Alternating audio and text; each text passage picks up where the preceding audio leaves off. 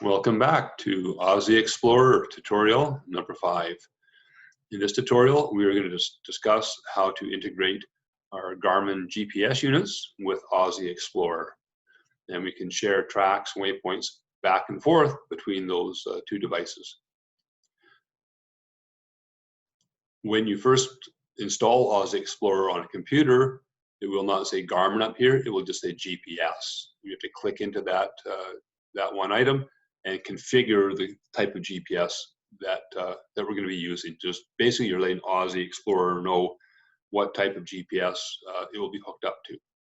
Once that's done, it stays done forever. You don't need to redo it every time. Okay. Now, for this exercise, if you want to practice yourself, not only do you need a computer with Aussie Explorer installed, you will need a Garmin GPS plugged into that computer. So we can, in Aussie, we can load tracks and waypoints from a GPS into Aussie Explorer. We can also save tracks and waypoints from Aussie onto that mobile device. Both very handy things to do. So if we've had a team member that was out searching in this particular search area here, after they come back to the command center, we can load their track and then put that track right on the map here, and we'll see exactly where that member had been. And by the time we've done all the members that were on that search team, we'll have a really good idea of how well that area was indeed searched. So loading, we can load the current track from the GPS, or we can load all of the saved tracks from the GPS. Now, if this is a personal GPS, it could have well over 100 tracks saved on it. And so if we select, say, to load all the saved tracks, it could download a large number of tracks, so it would then make it a bit confusing in Aussie Explorer. So quite often, I like to just say load the current track. So click on it once, and it's done.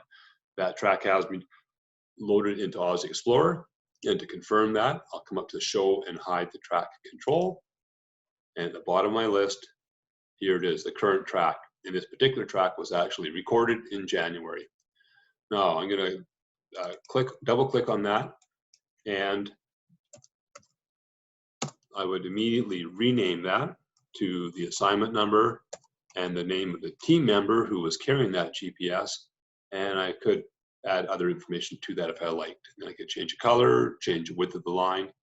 And then, as with other tracks, we would save that track onto our hard drive as well, so it can be downloaded into other mapping software. But for now, we won't worry about that because you've done that in other tutorials. So we'll close this.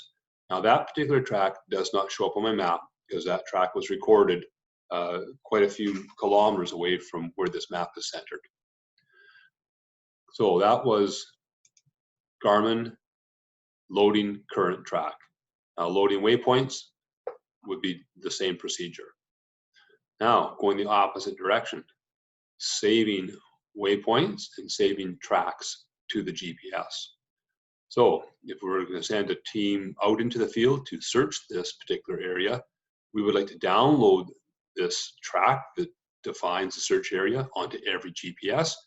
And that way, every team member in the field can reference their GPS, and they'll be able to see where exactly they are in the search area that they were assigned. Now, we can send these tracks in a number of ways to the GPS. We can either save whichever track is at the very top of the list, or we can save all of the tracks. Now, in this particular case, there happens to be a large number of tracks that are in Aussie and recorded in here. And so it would be a bit confusing to send all of those to the GPS. On a normal search, we would probably only have the tracks that pertain to the search areas that have been defined and that sort of thing. And so it wouldn't be as confusing. But to minimize any chance of error, I'm going to say this, take this,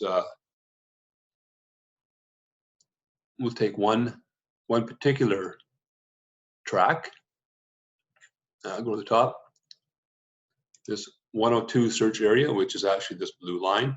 We're going to take and move that. So that was up here to more options, move selected track to position 1. Oops, do that, I have to select it again. So now track number 102 is in position 1.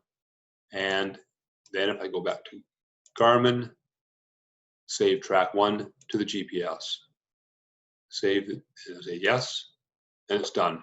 So it's that quick to save that track to the GPS.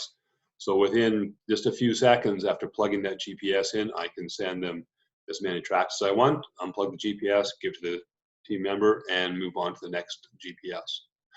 So there you have it. That is saving and loading tracks and waypoints between Aussie Explorer and GPS unit. Thank you.